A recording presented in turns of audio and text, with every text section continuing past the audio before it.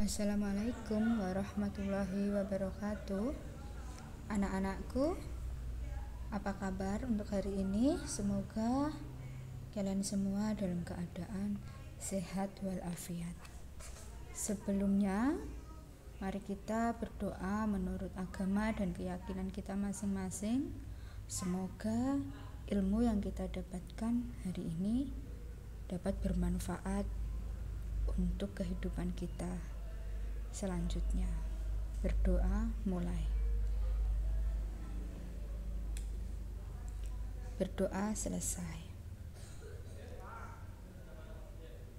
Sebelumnya anak-anak akan boleh jelaskan terlebih dahulu tentang kegiatan kita di pertemuan kali ini. Untuk pertemuan kali ini kita akan belajar mengenai kegiatan ekonomi. Yang materi sebelumnya kita sudah menyinggung tentang aktivitas ekonomi yang lain berkaitan dengan kebutuhan dan kelangkaan. Pada pertemuan ini kita akan belajar lebih dalam tentang kegiatan ekonomi. Sebelumnya akan jelaskan untuk tujuan dari pembelajaran kita kali ini. Adapun tujuan pembelajaran hari ini, yang pertama yaitu menganalisis kegiatan produksi. Yang kedua, menelaah kegiatan distribusi dan menelaah kegiatan konsumsi. Nanti diharapkan setelah selesai pembelajaran kalian dapat memahami 3 pokok bahasan materi kita kali ini. Anak-anak, sebetulnya kegiatan ekonomi itu tidak jauh dari kehidupan kita sehari-hari. Kita sudah sangat sering melihat aktivitas dalam masyarakat yang berkaitan dengan kegiatan ekonomi. Untuk lebih paham, kita akan bahas satu persatu. Macam-macam kegiatan ekonomi itu ada 3. Ada kegiatan produksi, ada kegiatan distribusi, dan ada kegiatan konsumsi. Yang semuanya ini dilakukan oleh manusia. Tujuan utamanya pasti untuk memenuhi kebutuhan seperti yang sudah pernah kita bahas di materi sebelumnya. Hanya nanti aktivitas yang dilakukannya berbeda-beda. Kita bahas satu persatu. Untuk yang pertama, kegiatan produksi terlebih dahulu. Anak-anak, pernahkah kalian melihat orang menciptakan suatu barang yang nanti akan dijual? Misal, di tetanggamu mungkin ada yang membuat kerajinan tangan, membuat tas atau apa nanti untuk dijual. Atau ada tetanggamu yang membuat keripik atau kerupuk.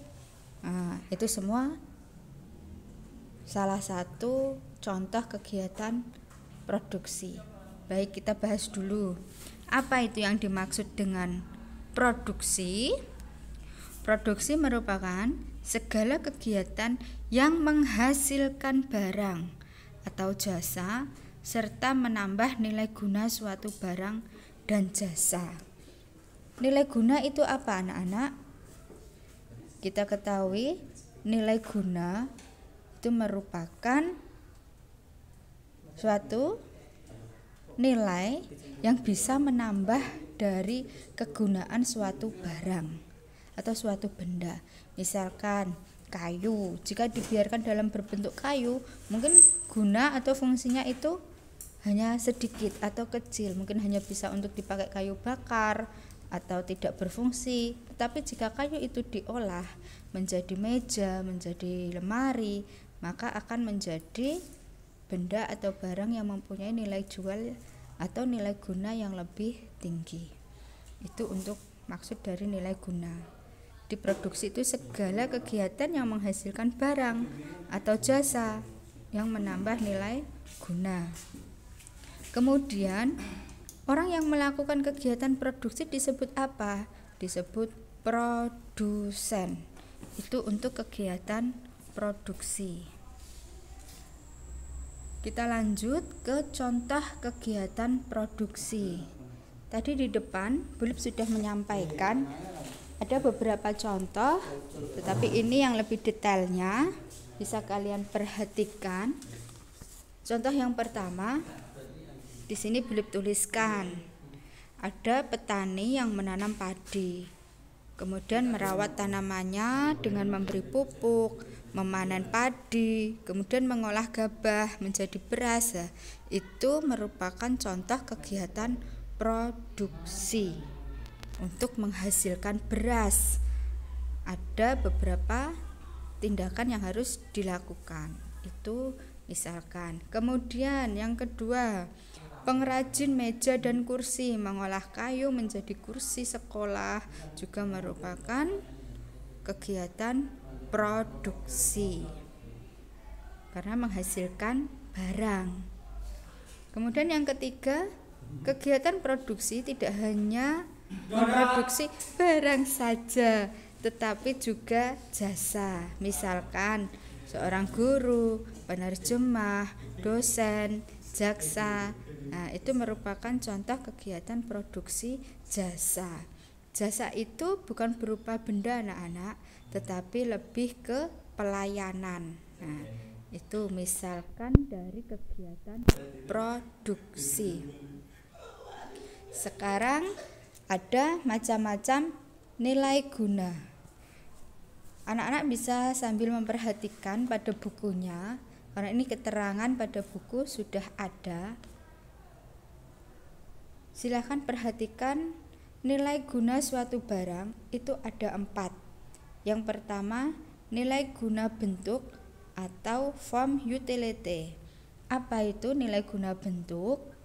Nilai guna bentuk merupakan suatu barang akan memiliki nilai guna apabila telah mengalami perubahan bentuk.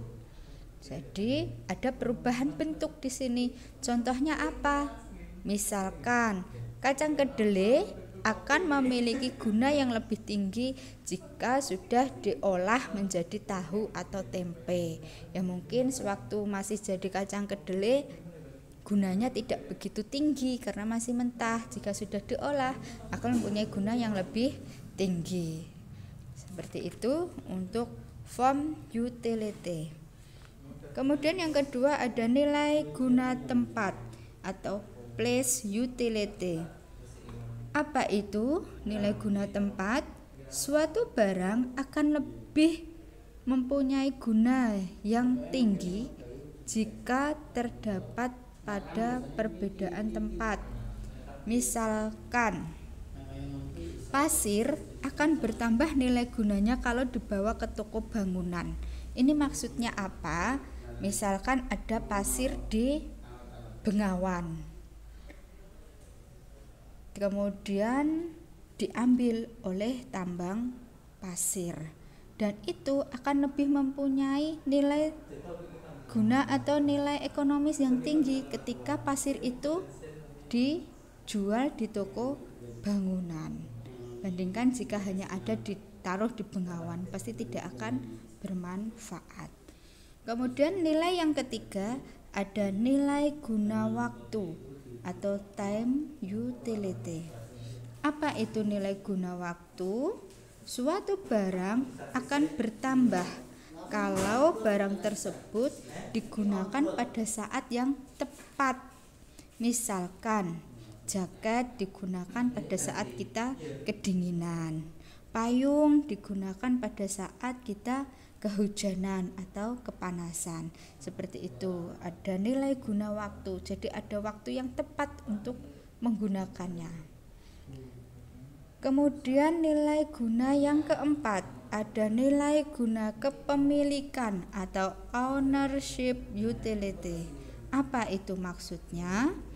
Nilai guna akan bertambah apabila barang tersebut telah berpindah kepemilikannya.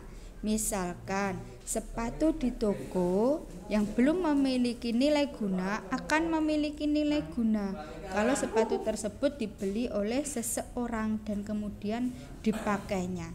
Awalnya kan toko itu yang mempunyai sepatu, tetapi hanya dijual, tidak digunakan. Setelah sepatu itu dibeli oleh seseorang dan sepatu itu mempunyai manfaat yang lebih tinggi bagi orang yang membelinya. Itu yang dimaksud dengan nilai guna kepemilikan. Itu anak-anak untuk maksud dari nilai guna. Sekarang kita lanjut ke macam-macam faktor produksi. Kita ketahui untuk menghasilkan barang atau untuk melakukan kegiatan produksi, kita membutuhkan banyak sekali faktor-faktor produksi untuk menunjang aktivitas produksi. Yang pertama ada faktor produksi sumber daya alam atau SDA. Apa itu faktor produksi sumber daya alam? Sumber daya alam merupakan bahan-bahan yang ditemukan di alam dan dapat digunakan untuk keberlangsungan hidup manusia.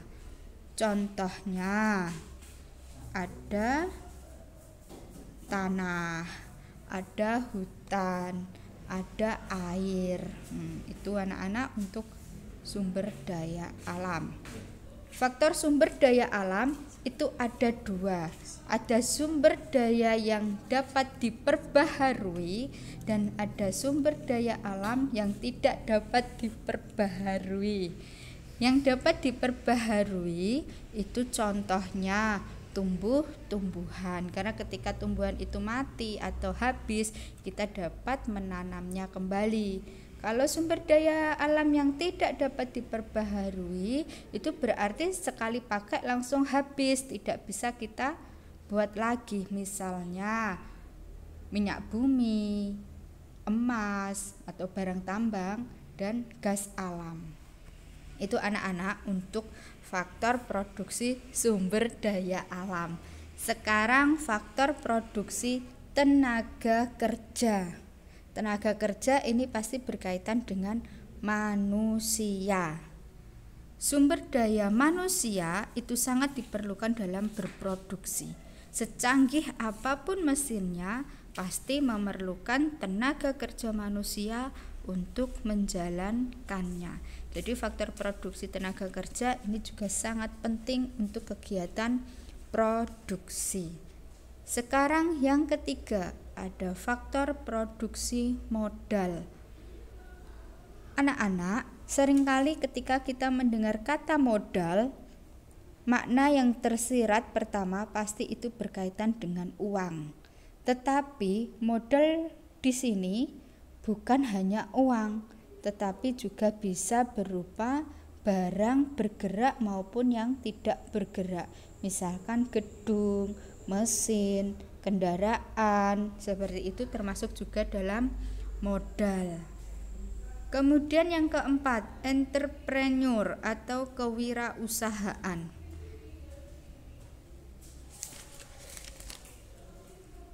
Seorang entrepreneur adalah orang yang menciptakan bisnis baru, yang dengan siap akan menghadapi resiko dan ketidakpastian yang bertujuan untuk mencapai keuntungan melalui mengidentifikasian peluang-peluang melalui kombinasi sumber daya yang diperlukan untuk mendapatkan manfaatnya. Seorang wirausahawan ini sangat penting sekali dalam kegiatan produksi. Tanpa ada mental kewirausahaan, maka kegiatan produksi itu tidak akan dapat berlangsung. Itu untuk macam-macam faktor produksi. Kalian dapat mencari contohnya di situ anak-anak. Di situ boleh disisipkan gambar tentang faktor-faktor produksi, baik alam maupun tenaga manusia atau tenaga kerja. Sekarang kegiatan ekonomi yang kedua yaitu kegiatan distribusi. Di dalam kehidupan kalian, pernahkah kalian melihat ada kendaraan yang lewat di depan rumahmu dengan muatan misalkan tabung gas yang banyak di dalam truk yang besar, atau semen yang banyak di dalam truk yang besar yang kemudian ditaruh di toko-toko? Nah, pasti kalian pernah melihat itu. Apa hubungannya dengan materi kita kali ini? Kegiatan distribusi itu merupakan kegiatan ekonomi yang menghubungkan antara produksi dan konsumsi. Jadi sebelum sampai ke konsumen atau orang yang menggunakan, dari produsennya itu pasti akan ada yang berjasa untuk menyalurkan. Jadi yang menyalurkan itu dinamakan distributor, atau seorang yang melakukan kegiatan distribusi disebut sebagai distributor. Itu anak-anak untuk distribusi. Sekarang kita lanjut ke tujuan kegiatan distribusi. Apa tujuannya dari distribusi? Yang pertama pasti untuk menyalurkan barang dari produsen ke konsumen. Yang kedua, agar hasil produksi lebih berguna bagi masyarakat. Ya, setelah diproduksi pastikan inginnya digunakan atau dibeli oleh masyarakat. Nah, supaya masyarakat itu mudah untuk membeli atau memanfaatkan hasil produksi, maka perlu yang namanya distribusi. Yang ketiga, kebutuhan masyarakat akan barang dan jasa dapat terpenuhi, karena kita akan lebih mudah untuk membeli kebutuhan yang kita inginkan melalui jasa distributor. Yang keempat, agar kontinuitas produksi terjamin. Atau kontinuitas itu apa? Keberlangsungan. Jadi bisa berlangsung terus produksinya karena ada yang menyalurkan, mudah ke konsumen.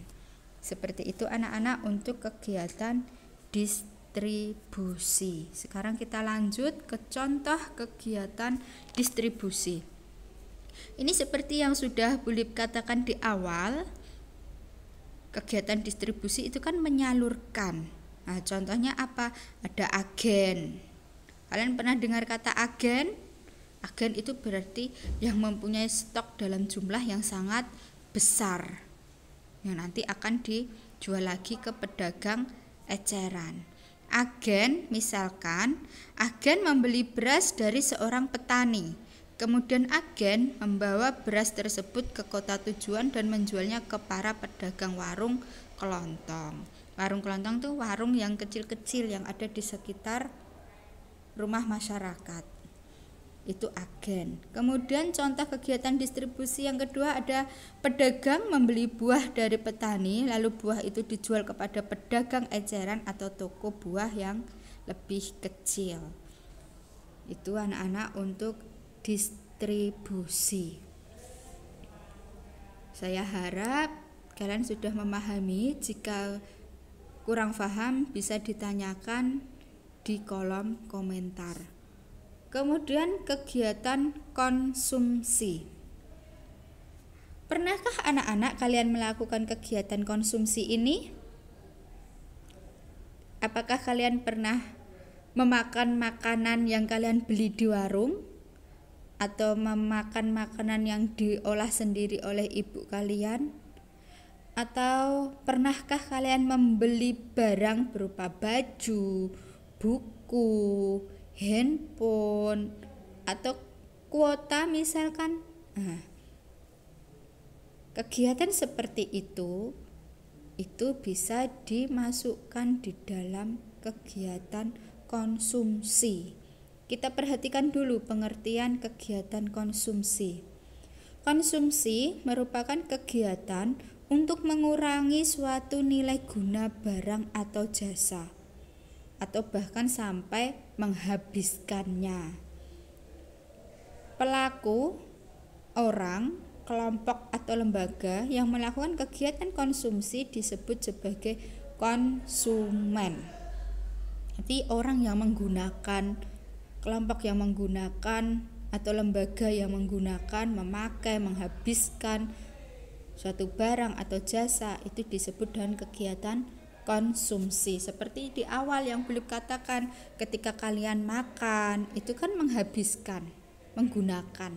Kalian membeli baju, membeli kuota, itu semua adalah kegiatan konsumsi. Tujuan kegiatan konsumsi yang pertama untuk mencapai kemakmuran.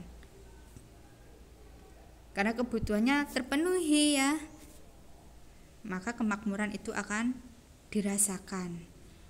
Yang kedua untuk mencapai kepuasan setinggi-tingginya. Jika kita ingin sesuatu dan kemudian terpenuhi, kita menginginkan barang atau jasa, kemudian terpenuhi, pasti kita akan merasa sangat senang. Nah, itu yang dinamakan kepuasan setinggi-tingginya. Dan yang pasti untuk memenuhi kebutuhan. Tetapi anak-anak yang perlu Bulip tekankan untuk konsumsi ini, seringkali di zaman modern saat ini, kegiatan konsumsi itu bukan hanya untuk memenuhi kebutuhan, tetapi pada masyarakat kita banyak sekali yang melakukan kegiatan konsumsi hanya untuk kegiatan ingin memenuhi keinginan karena pengen.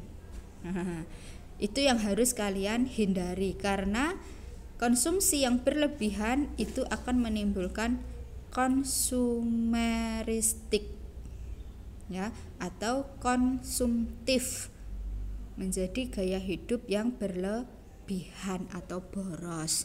Itu tidak baik. Bulip harap anak-anakku semuanya besok dalam berperilaku konsumsi tidak menjadi seorang yang konsumtif. Lakukanlah kegiatan ini seperlunya, jangan sampai berlebihan. Contoh kegiatan konsumsi. Kalau kalian perhatikan gambar yang Bulip sajikan, di situ ada orang yang sedang menikmati hidangan makan di sebuah warung makan. Contoh yang pertama, seseorang yang membeli daging ayam untuk digunakan sebagai bahan sup atau kare. Nah, itu berarti juga kegiatan konsumsi, karena bertujuan akan menggunakannya atau menghabiskannya. Yang kedua contohnya, seorang ibu membelikan baju lebaran untuk keluarganya menjelang hari raya. Itu juga kegiatan konsumsi. Yang ketiga, seorang siswa yang membeli sepatu untuk digunakan saat bersekolah.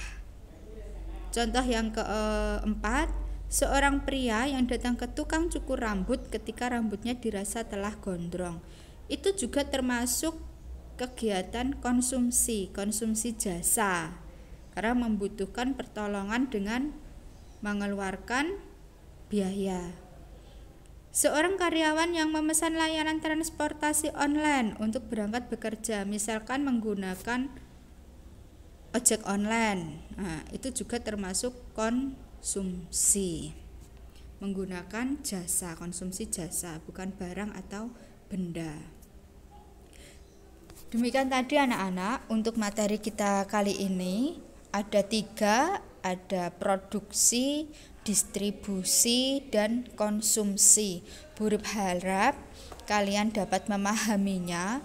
Untuk lebih memperjelas tentang pengertian kalian di materi ini, bisa sama membaca buku yang ada, membaca literasi yang kalian punya, bisa literasi online atau buku digital, bisa juga dengan literasi offline, pada buku-buku cetak yang kalian punya. Terima kasih untuk hari ini. Semoga pandemi ini segera berakhir dan kita dapat belajar di sekolah secara langsung dan kita semua dijauhkan dari bahaya COVID-19. Tetap jaga kesehatan, belajar dari rumah, IPS tetap asyik. Terima kasih. Wassalamualaikum warahmatullahi wabarakatuh.